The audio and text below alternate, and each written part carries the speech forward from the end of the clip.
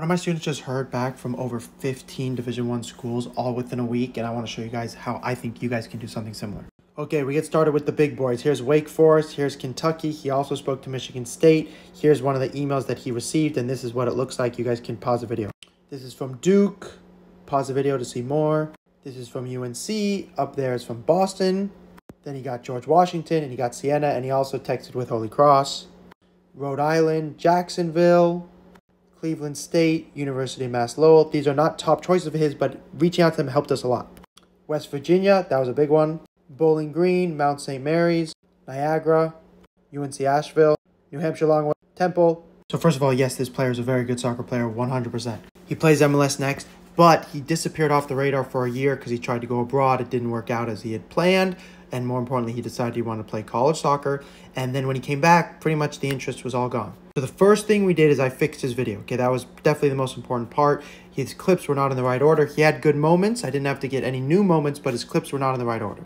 So we fixed the clips, which was super helpful. Then I looked at the way he was emailing the schools, and it was like a B-. Not bad, but it just wasn't great. Then finally, he was only reaching out to like 3 or 4 schools, and mostly the top ones. And he is a top level player. But if you only reach out to those schools and then you don't get any responses, what do? You're just stuck. So what you need to do is you need to widen your list, reach out to many schools. Then with the responses you get from many schools, you can then leverage those against the schools you actually want to attend, which is why it's so important you create a very large list, and you have to earn the right to reach out to your favorite schools. You can't just reach out to them because you want to. You have to do schools you may not be as interested in, and then reach out to the schools you are interested in after you've earned the right.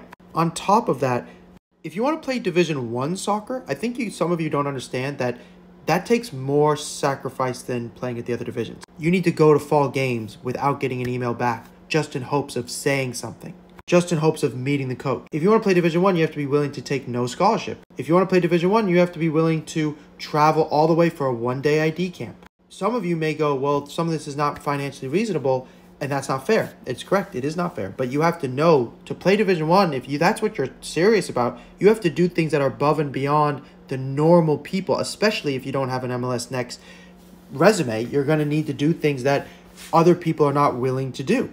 So I always tell my students that, like I have a student right now, a different student who is getting recruited by a Division I school at Evansville, and they want him to come to a game, but he lives out in California, so he's going to have to fly all the way out there for one day just to say hello. They're not even going to see him play, and after he goes, he probably will have to go back for them to see him play again. And I told them, look, you don't have to do this, but if you want to play Division I, this is what you got to do.